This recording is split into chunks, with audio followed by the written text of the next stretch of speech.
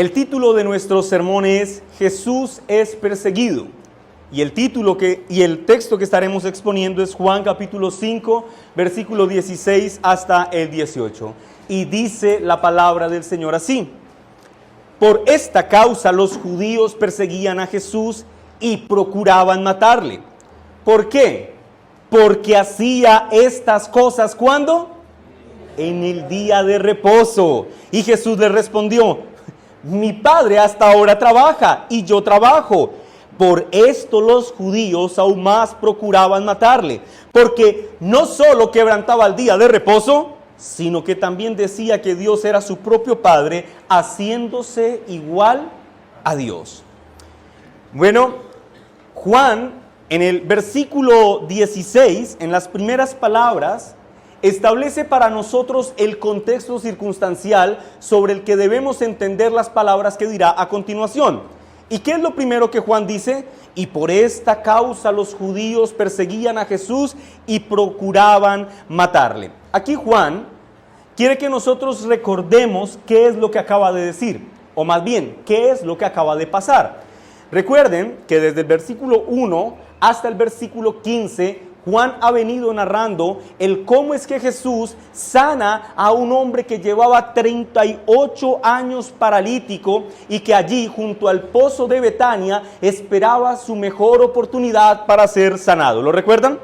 Ahora bien, en este texto, en estos 15 primeros versículos, Juan presenta a Jesús como aquel que es Dios soberano, porque recuerden que en aquel lugar, alrededor del pozo de Betania, se estima que pudieran haber hasta 1,400 enfermos. Pero Jesús escoge a uno, porque Él es soberano. Pero no solo soberano, sino que también es presentado como aquel que tiene el poder para sanar a ese que escogió. Pero además de esto, el énfasis de Juan en este texto es mostrarnos a Jesús como aquel que es compasivo en relación a nuestras necesidades. Hay un hombre enfermo, hay un hombre que no puede sanarse y Jesús lo sana, pero no solo sana su cuerpo, sino que como lo vimos en el sermón pasado, Jesús también sana el alma de este hombre. Ahora bien, en relación a las acciones compasivas de Jesús, Juan nos dice que aparecen dos reacciones diferentes, muy distintas una de la otra.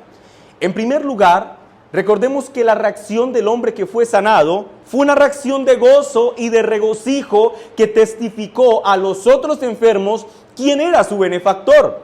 Pero en segundo lugar, vemos que los judíos, en relación a las acciones que Jesús había hecho, y aquí, hermanos, cuando dice judíos, recuerden que es una referencia directa a los fariseos, ¿ok?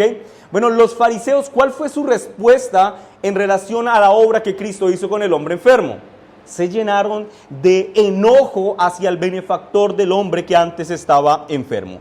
De hecho, si ustedes leen con detenimiento todo el Evangelio de Juan, ustedes van a darse cuenta que es a partir de este momento, Juan capítulo 5, que Jesús empieza a ser perseguido de manera formal por parte de los fariseos o de los judíos, y que la persecución es tan formal y tan intensa que no solamente dicen este hombre es un mal elemento, sino que quieren matarlo. Es a partir de este momento que empieza la persecución. Por lo tanto, coincido con aquellos que dicen que las palabras que Jesús dijo en Juan capítulo 5 fueron palabras que los judíos nunca perdonaron. Y que en un entendimiento humano podría decirse que fueron las palabras que llevaron a Cristo a morir en una cruz. Pero la pregunta sería, ¿qué fue eso tan grave y tan detestable que Jesús hizo como para que este influyente grupo de hombres estuviesen absolutamente determinados a matarlo? ¿Qué fue eso tan grave? Bueno, el texto que acabamos de leer nos expone dos razones por las que ellos dicen Él debe morir.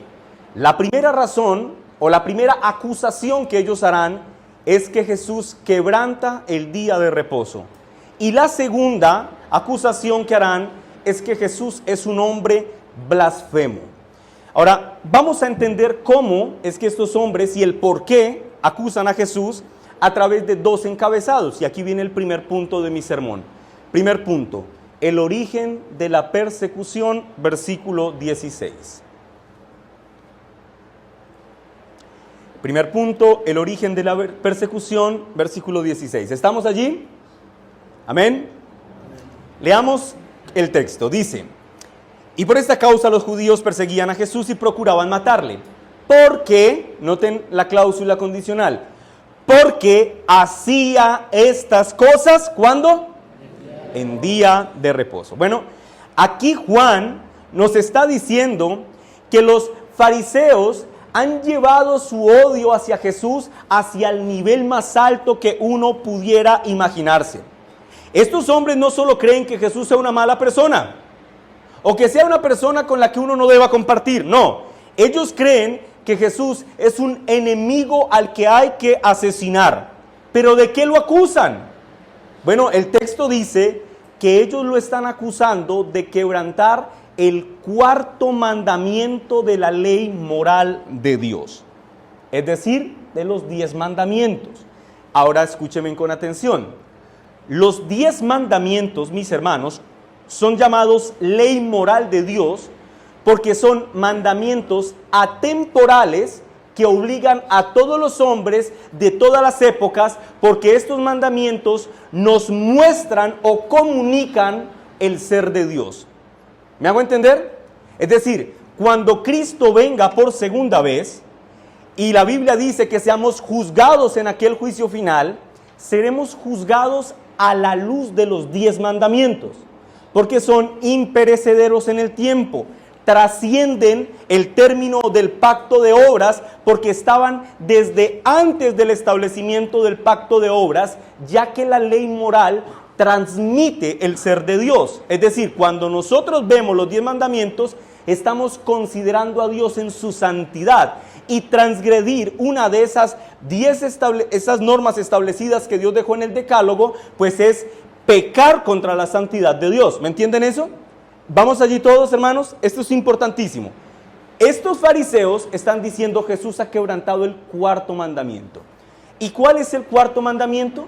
Guardar el día de reposo. Y yo quiero pedirles que ustedes vayan a Éxodo capítulo 20, versículo 8. Éxodo capítulo 20, versículo 8. Quiero que todos, hermanos, vayan allí. Vamos a hacer una lectura un tanto reflexiva y también explicativa. Versículo 8. ¿Estamos todos allí, hermanos? Amén. ¿Cómo inicia el texto? ¿Cuál es la primera palabra? Acuérdate. Alto allí. Moisés, inspirado por el Espíritu Santo, Éxodo 20 es donde se dan los 10 mandamientos, ¿cierto? Pero cuando habla del cuarto mandamiento dice: acuérdate. Noten, hay un antecedente. Esto era algo que el pueblo ya sabía. Ahora les dice: del día de reposo, ¿para qué? Santificarlo, es decir, para apartarlo. Y luego va a explicar la razón del por qué se debe apartar. Versículo 9. 6 días trabajarás y harás toda tu obra, mas el séptimo día es reposo para Jehová tu Dios. Ahora noten la prohibición: no hagas en él obra alguna. Y agrega: tú, tu hijo, ni tu hija, ni tu siervo, ni tu criada, ni tu bestia, ni tu extranjero que está dentro de tus puertas. ¿Por qué? Porque en 6 días hizo Jehová los cielos y la tierra, el mar y todas las cosas que en ellos hay. Ahora noten esto tan interesante que va a decir Moisés. Y reposó el séptimo día. ¿Quién reposó? Dios. Dios tenía que reposar, ya lo veremos. Por tanto, Jehová bendijo el día de reposo y lo santificó. Cosa que no se dice de ninguna otra porción de tiempo en todas las Escrituras. No hay otra porción de tiempo en las Escrituras que haya sido bendecida, es decir, su favor especial, y santificada, es decir, apartada. Esto solamente se dice del día de reposo. Ahora bien, muchos en nuestros días, al considerar que al Señor lo están acusando de no guardar el día de reposo y que por eso quieren matarlo, les podría parecer como una acusación un poquito exagerada. O sea, por no guardar el día de reposo, ¿lo quieren matar? ¿Por qué? Ahora, ¿por qué alguien podría pensar que es una acusación exagerada? Porque, mis hermanos, en nuestros días se ha desestimado en muchos sectores lo que significa el reposo cristiano. Por lo tanto, yo considero que en este punto del sermón es absolutamente importante que nosotros entendamos lo que significa el día de reposo según las Sagradas Escrituras, y luego en este mismo punto entendamos cómo es que los fariseos habían interpretado el día de reposo y por qué lo están acusando. ¿Entienden estos dos puntos? Vamos a ver la estructura bíblica del día de reposo y luego vamos a ver cómo los fariseos lo interpretaron para entender cómo es que lo están acusando a Jesús. Entonces veamos el trasfondo bíblico. Nuevamente, Éxodo 28 dice, acuérdate del día de reposo. Moisés, inspirado por el Espíritu Santo, le está pidiendo al pueblo que está leyendo este texto que haga memoria de algo que ellos ya sabían. Es decir, hay un antecedente. Ahora, ¿cuál es ese antecedente que tenemos del día de reposo? El origen del día de reposo. ¿Y cuál es el origen del día de reposo? Hermanos, vayan a Génesis capítulo 2, versículo 1 y 3, en donde se nos muestra el origen del día de reposo. Génesis capítulo 2, versículo 1 al 3. ¿Todos listos?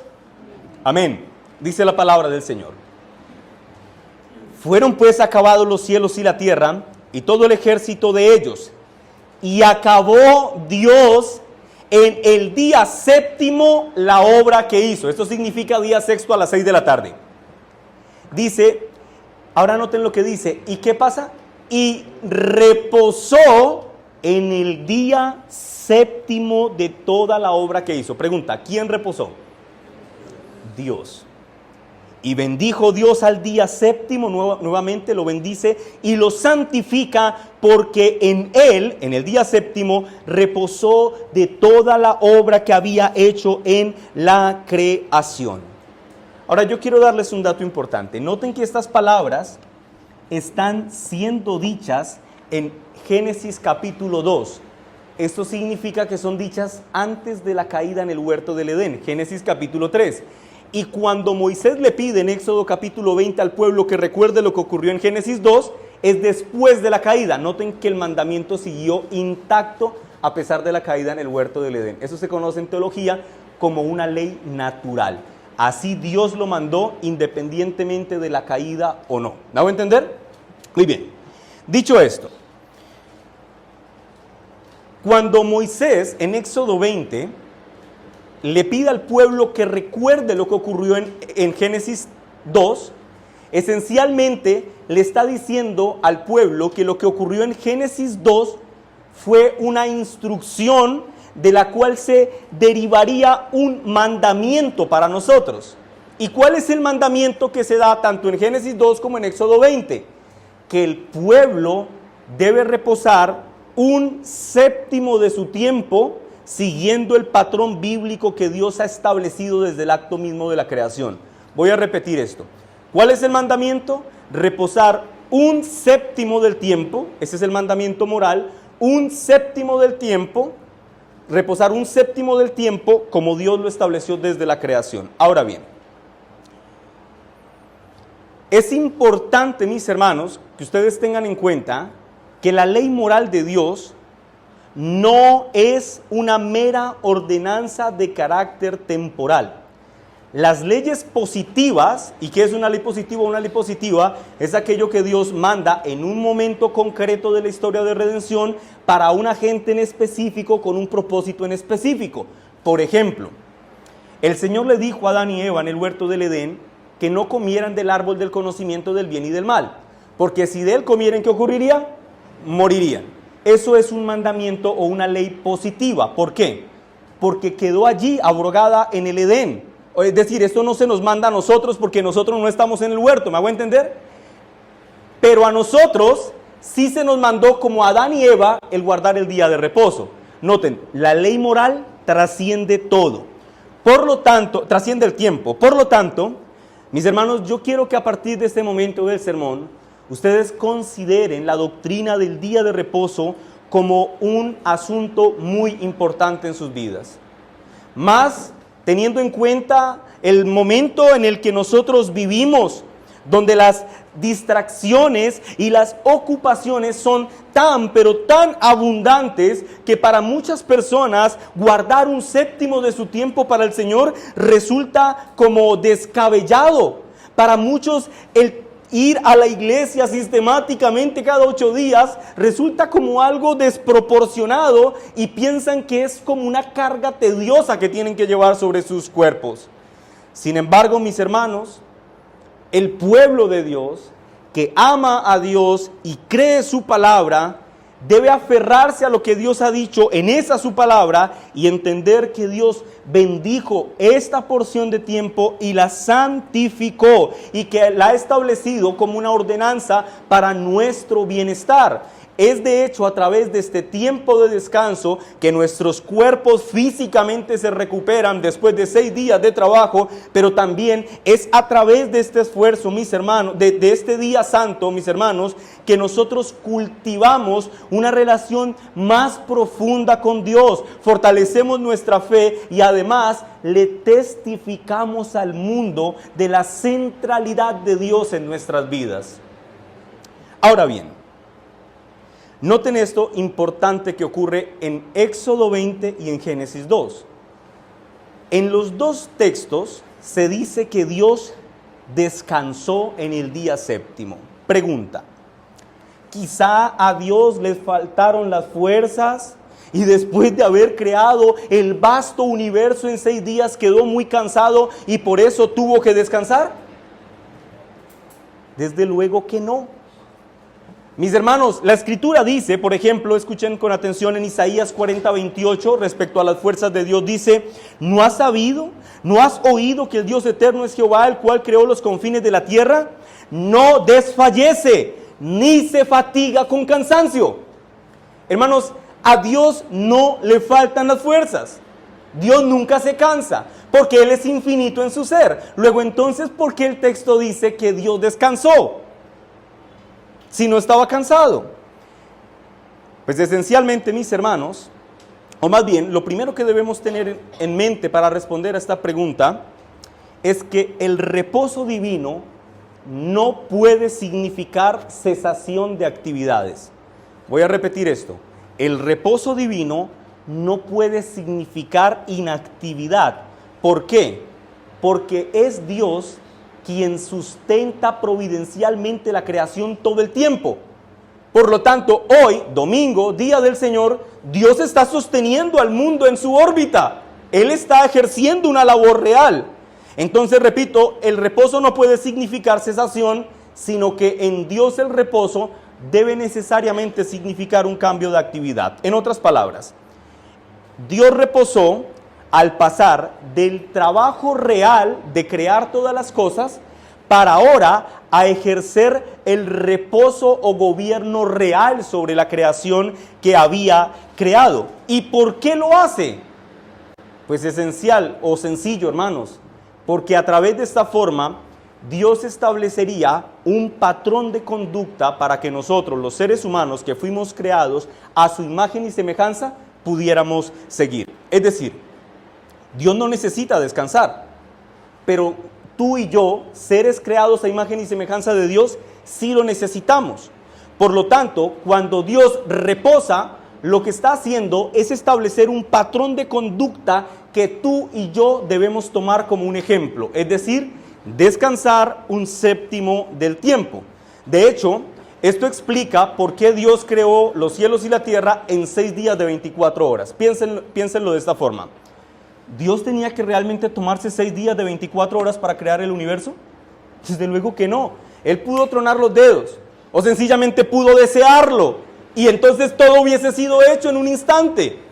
Pero Dios se toma 6 días de 24 horas con el objetivo de establecer un patrón de conducta para nosotros. De hecho, el mismo Señor Jesús en Marcos capítulo 2, versículo 27, lo explica de esta forma. Él dice, el día de reposo fue hecho por causa del hombre. Es decir, para que nosotros lo viéramos y lo tomáramos como un ejemplo de cómo vivir en esta unidad de tiempo. Ahora bien, volvamos a nuestro texto. Los judíos o fariseos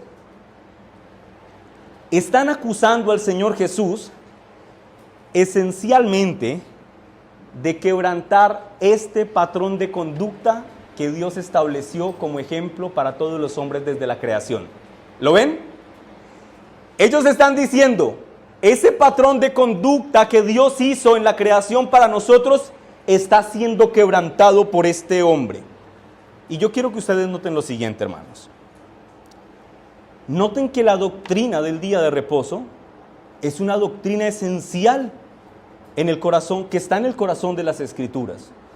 De hecho, si ustedes leen con detenimiento los evangelios especialmente, y pues en general todas las Escrituras, pero para lo que nos concierne en el Nuevo Pacto, los evangelios, ustedes notarán, hermanos, que no existe un mandamiento de la ley moral de Dios que haya sido más atacado que el cuarto mandamiento. Y por lo tanto, no existe un mandamiento más de la ley moral que haya sido más defendido por Jesús que el cuarto mandamiento. De hecho, como lo vemos en este texto, la persecución formal contra Jesús inicia por una acusación falsa, como se verá más adelante, en relación al quebrantamiento del día de reposo. Noten, hermanos, la doctrina del reposo cristiano es una doctrina que ocupa el corazón de las Escrituras. Jesús defendió este mandamiento mucho más que lo que defendería cualquier otro mandamiento. Y esto es porque este mandamiento era muy atacado. Ahora bien, si Jesús, nuestro Dios, defendió con tantas fuerzas el día de reposo, yo considero que es muy importante y sobre todo como muy lógico que nosotros, el pueblo de Dios, meditemos ampliamente en la importancia del día de reposo en nuestros días.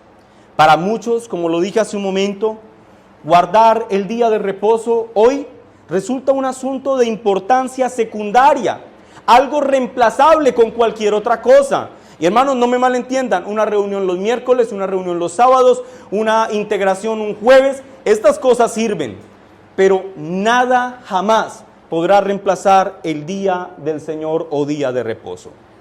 Ahora bien, recuerden, el día de reposo, y yo quiero en esto ser, hermanos, quizá un poco persistente. El día de reposo constituye el cuarto mandamiento de la ley moral de Dios. Y no piense que lo quiero corchar con las preguntas, pero si usted sabe, respondan. ¿Qué dice el sexto mandamiento de la ley moral de Dios? ¿Qué dice? ¿Los corché? No matarás. Ok, ¿qué dice el séptimo? No cometerás adulterio. Muy bien, hermano. ¿Y qué dice el octavo? Preguntemos en desorden. ¿Y qué dice el décimo? No codiciarás. Ok. Para muchos, estas prohibiciones, como no matar o no cometer adulterio, nos podrían parecer prohibiciones apropiadas. Porque, por ejemplo, si nosotros pensamos en un asesinato o en un adulterio, consideramos que este es un gran pecado, muy serio y muy escandaloso. Es decir, pensar en que alguien de nosotros pueda salir de aquí para matar a alguien nos parecería inadmisible. Ahora, con eso en mente, con esa sensación de que es inadmisible quebrantar este mandamiento, por favor tengan ustedes en su mente, tengan en cuenta esto, que tan importante como el sexto, el séptimo, el octavo o el décimo mandamiento, es igualmente de importante el cuarto mandamiento: guardar el día de reposo cristiano. En otras palabras, mis hermanos, guardar el reposo cristiano en la mente de Dios es tan importante como no robar o no matar. ¿Entienden esto?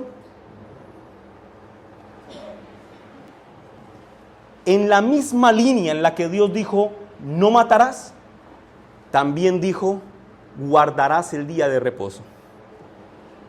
¿Ven la línea de importancia que debe existir entre uno y el otro? Ahora, la realidad es esta.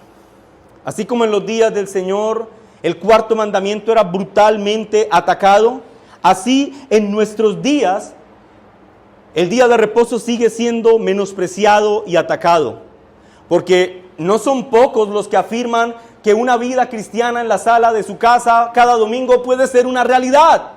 De hecho, en muchos casos, viendo a pastores de renombre y muy piadosos, dicen, mi pastor es tal, y en donde vive, en República Dominicana.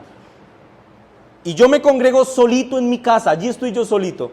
Hermanos, tal cosa es un absurdo, porque el guardar el día de reposo, se dice del guardar el día de reposo en un contexto de asamblea local, lo que en griego se traducía como la eclesía y que al español se tradujo como iglesia local. Ahora bien, eso es brevemente, mis hermanos, y a muy grandes rasgos, un pequeño vistazo del trasfondo bíblico del día de reposo. ¿Lo entendieron? Amén. Ahora, yo espero que con ese entendimiento podamos ahora ver cómo es que los fariseos lo malinterpretaron. Y este es como el punto B de este primer punto, y es la interpretación que los fariseos hicieron del día de reposo. Permítanme introducir esta interpretación de los fariseos con las siguientes palabras. Cuando se terminó de escribir el libro de Malaquías, a partir de ese momento empezó una cesación de la revelación de Dios. De hecho, vienen varios siglos en los que Dios no enviaría ningún profeta, ni hablaría directamente su palabra, no habría más revelación. En ese tiempo de silencio, los judíos organizaron diferentes grupos con el propósito de interpretar lo que Dios ya había dicho en la Torá, que para nosotros es el Antiguo Testamento. Y uno de los grupos más relevantes que apareció en ese tiempo, en esos 2 siglos de silencio, fue el grupo de los fariseos. Y estos fariseos, hombres que ostentaban ser los más conocedores de la ley del Antiguo Testamento, crearon una serie de escritos que tenían como propósito interpretar la ley de Dios en prácticas de la vida cotidiana. ¿Me hago entender? Una cosa es decir, no matarás, pero bueno, en la cotidianidad, ¿eso qué debe significar? Ellos hicieron un libro para decir lo que significaba no matar. Gran parte de sus escritos, y esto es un tema muy importante, gran parte de los escritos de los judíos reposaron en un libro que hasta hoy se conoce como la Mishnah. La Mishnah enfoca el 80% de sus esfuerzos a hablar del día de reposo. ¿Y qué hacen allí en la Mishnah?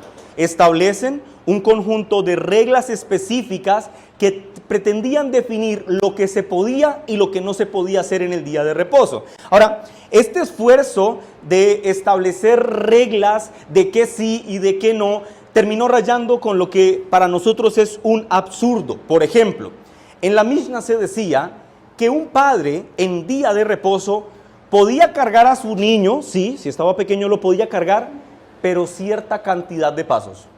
Por lo tanto, y esto es así explícito, cuando el padre levantaba al niño tenía que ir contando los pasos.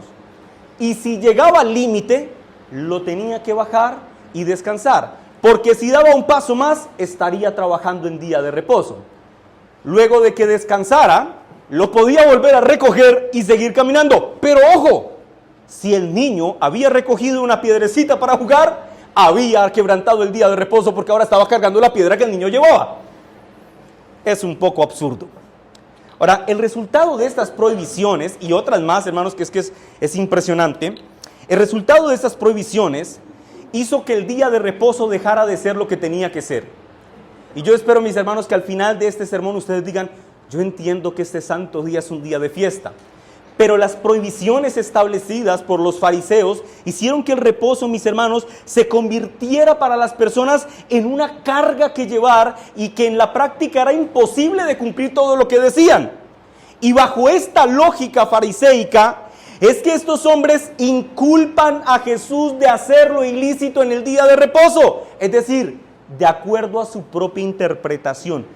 Y permítanme agregar acá, qué terrible es interpretar la palabra de Dios según su propio criterio. Cierro paréntesis. Ahora, ¿qué fue eso tan ilícito que Jesús hizo en el día de reposo? Lo acusan de quebrantarlo, pero ¿cómo lo quebrantó? ¿Qué fue eso tan terrible que hizo? Bueno, en Juan capítulo 5, versículo 1 al 15 se nos dice que él sanó al enfermo. Y sanar al enfermo fue el delito que Jesús cometió según el criterio de los fariseos. Ahora bien, si ustedes, por ejemplo, se tomaran el tiempo de leer la Mishnah, sobre todo en el Tratado de Sanedrí, capítulo 7, párrafo 4, entenderían por qué estos hombres querían matar a Jesús. Porque en este libro de prohibiciones y de cosas que sí se podían hacer, ellos habían escrito todo a detalle. Por ejemplo, repito, en el Tratado de Sanedrí, capítulo 7.4, ellos escribieron lo siguiente: los siguientes delitos para lapidación, 2 puntos, graves en esto: blasfemia y profanar el día de reposo. ¿Saben lo que es la lapidación? La muerte por lapidación. Coger a una persona, así es, mi hermana, y matarla a pedradas. Ellos decían en la Mishnah: si alguien es hallado culpable de blasfemia, tiene que morir apedreado. Si alguien es hallado quebrantando el día de reposo, tiene que morir apedreado. Ya que no adivinan quién, según el criterio de los fariseos, cumplió esos 2 requisitos. Así es. Ahora,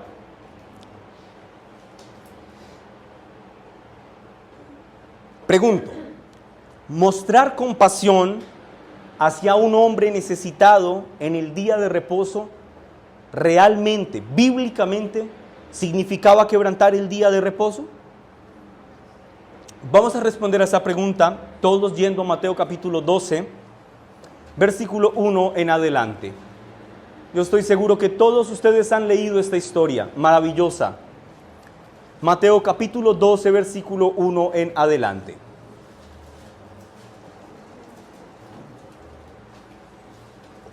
Recuerden, estoy preguntando, ¿sanar a un enfermo en el día de reposo, mostrar compasión hacia alguien necesitado, era un pecado? ¿Estamos todos allí en Mateo 12? Amén. Lean, hermanos, conmigo la bendita palabra del Señor. Yo voy leyendo y explicando, y ustedes me van siguiendo el ritmo en la lectura. Dice así: en aquel tiempo iba Jesús por los sembrados, ¿cuándo? En día de reposo. Ya, ahí ya tenemos un contexto, ¿cierto? Y dice: y sus discípulos tuvieron hambre y comenzaron a arrancar espigas y a comer. Esto es que iban caminando, cogían las espigas en la mano, las frotaban para arrancar como la cascarita ya seca, soplaban y quedaba el grano, y luego iban comiendo el grano. Ahora mira los fariseos lo que hacen, versículo 2. Viéndolo los fariseos le dijeron a Jesús: he aquí tus discípulos hacen lo que no es lícito hacer en el día de reposo. Pero él les dijo, esto es impresionante, Jesús le va a decir a los que se dicen ser los más conocedores de la ley, mira lo que les va a decir: ¿no habéis leído lo que hizo David cuando él y los que estaban con él tuvieron ¿qué? Hambre. ¿Y qué tenían los discípulos? Hambre. ¿Cómo entró en la casa de Dios y comió los panes de la propiciación, que no le era lícito comer ni a él ni a los que estaban con él, sino solamente a los sacerdotes? Nuevamente, miren las palabras del Señor: ¿o no habéis leído? Que esto debió haber sido muy ofensivo para estos hombres. ¿O no habéis leído en la ley cómo en el día de reposo, escuchen esto, los sacerdotes en el templo profanan el día de reposo y son sin culpa? Porque os digo que uno mayor que el templo está aquí. Y si supieses qué significa misericordia quiero y no sacrificio, no condenaríais a los inocentes. Si ustedes entendieran lo que significa el día de reposo, estarían postrados delante de mí. Versículo 8, porque el Hijo del Hombre es Señor del día de reposo. Pasando de allí vino a la sinagoga de ellos, y aquí había uno que tenía seca una mano, y le preguntaron a Jesús para poder acusarle. La pregunta que nosotros nos estamos haciendo: ¿es lícito sanar en el día de reposo? Aquí viene la respuesta magistral del Señor. Él les dijo: ¿qué hombre habrá de vosotros que tenga una oveja, y si ésta cayere en un hoyo en el día de reposo, no le eche una mano y la levante? Pues, ¿cuánto más vale un hombre que una oveja? Por consiguiente, respuesta: es lícito hacer el bien, ¿cuándo? En los días de reposo. Yo quiero que ustedes observen esto, hermanos. Este texto doctrinalmente es muy rico, Porque el Señor Jesús está diciendo que la naturaleza del día de reposo está supuesta a ser una naturaleza de descanso, de adoración y de anticipación, porque nuestro reposo nos anuncia el reposo eterno que tendremos en la eternidad. Pero el Señor dice que en este día de reposo, a diferencia de lo que pensaban los fariseos, existen tres cosas que se pueden hacer sin quebrantar el día de reposo. Y teológicamente tienen sus nombres. La primera cosa que el Señor menciona son las obras de necesidad. Noten que el Señor dice que sus discípulos, ¿qué tenían? Hambre. ¿Y David y sus hombres qué tuvieron? Hambre. ¿Y eso es un gusto o una necesidad? Entonces, la necesidad es el hambre. ¿Cuál es la obra de necesidad que yo debo hacer para satisfacer el hambre? Así es, mi hermana, cocinar. Es decir, ¿cocinar no es una labor? Desde luego, pero hay una obra de necesidad que justifica esa labor. ¿Y cuál es la obra de necesidad? El hambre. Tengo hambre y pues tengo que cocinar. Ahora, eso también se podría explicar a la luz de otros ejemplos. Por ejemplo, el trabajo de un médico, el trabajo de un bombero, el trabajo de un policía, el trabajo de un enfermero, el trabajo de quien cuida niños, el trabajo de quien cuida ancianos. En general, mis hermanos, las obras de necesidad son todas aquellas labores que son necesarias para la preservación de la vida humana en medio de un mundo caído. Y el Señor dice, esas obras son lícitas en día de reposo. Pero en segundo lugar, el Señor Jesús hace referencia a lo que se definen como obras de piedad. Noten que Él dice, ¿o no habéis leído que los sacerdotes en el templo profanan el día de reposo pero son sin culpa? Lo que el Señor está diciendo es esto. Hacer labores religiosas en el día del Señor no es trabajo. O no puede ser contado como una transgresión, más bien, como una transgresión al día de reposo. Para un ejemplo práctico, yo aquí, en este mismo instante, día domingo, día del Señor, estoy trabajando. Estoy predicando. Esta es mi labor. Pero lo que el Señor dice es que esta obra de carácter religioso no puede ser catalogada como un quebrantamiento al cuarto mandamiento de la ley moral de Dios. Y luego, en último lugar, el Señor menciona, y es por la que nosotros vinimos al texto, las obras de misericordia. Al final del versículo 12 dice, por consiguiente es lícito hacer bien en el día de reposo. Es decir, hermanos, en este sagrado día se puede y se deben estimular las acciones compasivas hacia los más necesitados. Voy a decir esto otra vez. En este día precioso se puede y se deben estimular las acciones compasivas hacia los más necesitados. Ahora, el Señor Jesús intencionalmente sanó a los enfermos en el día de reposo con el objetivo de desafiar la religiosidad de estos hombres, demostrando que las acusaciones que estos hombres han hecho contra Jesús en relación de quebrantar el cuarto mandamiento son acusaciones falsas. Jesús, mis hermanos, nunca quebrantó el cuarto mandamiento y en general no quebrantó ninguno de los mandamientos que el Dios Padre había establecido. ¿Por qué? Porque Él es el perfecto Hijo de Dios que vivió en perfecta justicia y que vivió en perfecta obediencia delante del Padre, y por lo tanto Jesús es digno de toda nuestra honra, digno de toda nuestra confianza, digno de toda nuestra adoración. Él es el perfecto Hijo de Dios. Ahora, hasta aquí ya quedó claro de qué acusan a Jesús y por qué los que lo acusan están equivocados. ¿Todos tenemos eso claro? Ahora pasemos hacia el segundo punto del sermón,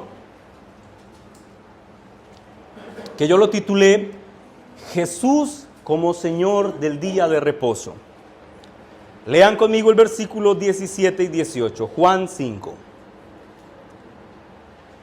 Y Jesús respondió: mi Padre hasta ahora trabaja y yo trabajo. Por esto los judíos aún más procuraban matarle, porque no solo quebrantaba el día de reposo, sino que también decía que Dios era su propio Padre, haciéndose igual a Dios. Podría decirse que en este punto de la narración, mis hermanos, el odio de los fariseos se multiplicó por 10 contra Jesús. Recordemos esto. Los fariseos acaban de decirle a Jesús, tú has hecho lo ilícito en el día de reposo. Es decir, le acaban de decir, lo vamos a matar. Porque recuerden que quebrantar el día de reposo, según el manual de Sanedrín, significaba muerte. Ok, ellos le dicen, bueno, tú has roto, has quebrantado el día de reposo. ¿Y qué les responde el Señor Jesús? Muchachos, discúlpenme, quizá me apresuré. Él les dice, mi Padre hasta ahora, noten, hasta ahora, hoy, día de reposo, trabaja. Y agrega esto, y yo trabajo. Algo así como, y yo también. Hermanos, en esta breve frase, el Señor dice muchas cosas muy interesantes. A mí, la verdad, esto me maravilla. En primer lugar, el Señor, cuando habla con ellos, les dice que Dios es su Padre, cosa que dentro de un contexto judío no se podía decir. La expresión tenía que ser nuestro Padre, pero Él dice no, mi Padre, para establecer una diferencia entre la paternidad que Él tiene y la que los judíos tenían. En otras palabras, Jesús les está diciendo que Dios no es su Padre por creación, Dios no es su Padre por adopción, sino que Dios es su Padre por naturaleza. Comparten la misma esencia. Pero en segundo lugar afirma que el Padre ahora trabaja. ¿Y cuándo está diciendo estas palabras el Señor? ¿En qué día es? Así es, Samuel, día de reposo. En otras palabras, el Señor Jesús acaba de interpretar para estos hombres Génesis capítulo 2, versículo 1 al 3 que leímos al inicio del sermón. Y Él les está afirmando que Dios Padre, al terminar la creación, no dejó de trabajar en lo absoluto, sino que sigue trabajando en gobernar al mundo y en mantener en existencia a todas las especies vegetales, especies animales, pero desde luego también al hombre. Jesús está afirmando que Dios sigue trabajando, aunque sea día de reposo, porque Dios sigue sosteniendo la creación de forma providencial, sin importar si es día de reposo o no. Dios es quien hace que de lunes a lunes el sol brille y la lluvia descienda sobre la tierra. Ahora miren lo que dice en tercer lugar. Él dice, mi Padre, por naturaleza, está trabajando hoy. Y agrega lo siguiente, y yo trabajo. En otras palabras, lo que aquel que es igual a mí está haciendo hoy, es algo que yo estoy haciendo con él. Jesús afirma que el Padre providencialmente está sosteniendo la creación en día de reposo y Él también está haciendo lo mismo con el Padre. El Padre está manteniendo la vida en existencia, la tierra en órbita. Y Jesús dice, y yo también estoy haciendo esto hoy con Él. Por lo tanto, es como si Él les dijera, como Dios está haciendo todo esto, Él no puede ser culpado por ustedes de ejercer gobierno sobre la creación. Así que ustedes tampoco deberían acusarme a mí de hacer lo mismo. ¿Entienden lo que esto significa, hermanos? Noten que en el versículo 18, Juan dice que ellos quieren ahora matarle con mayor vehemencia, porque ahora no solamente quebranta el día de reposo, sino que también con sus palabras, dice al final del versículo 18, se hace igual a Dios. ¿Lo ven? Jesús acaba de decirles, ¿cómo me van a decir ustedes algo a mí? Si es que yo soy el Señor del día de reposo. En otras palabras, a ojos de los fariseos, ahora Jesús es culpable de dos delitos que merecen la muerte. Uno, ha transgredido el día de reposo. Y dos, es un blasfemo, según los fariseos. ¿Y qué decía el manual del Sanedrín en el capítulo 7, en el párrafo 4? Que debía ser lapidado el blasfemo y el que quebrantara el día de reposo.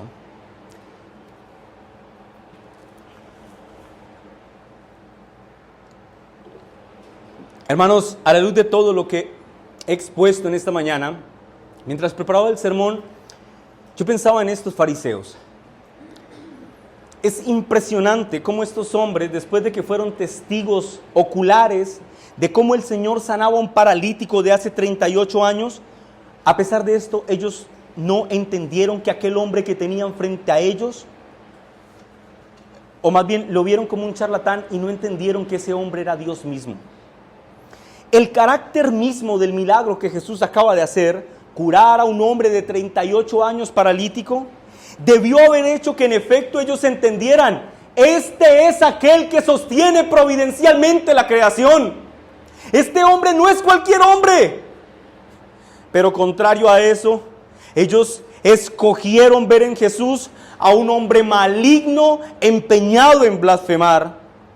Al pensar en estos fariseos y en cómo ellos tuvieron al bendito y eterno Hijo de Dios frente a sus ojos y que fueron testigos presenciales de sus actos misericordiosos y soberanos, que pudieron observar la soberanía de Dios obrando, ayudando a los más necesitados, y cómo terminaron endurecidos por su pecado de incredulidad, mis hermanos, no puedo hacer sino concluir que la incredulidad es un pecado horrenda y esencialmente deshonesto a nivel intelectual,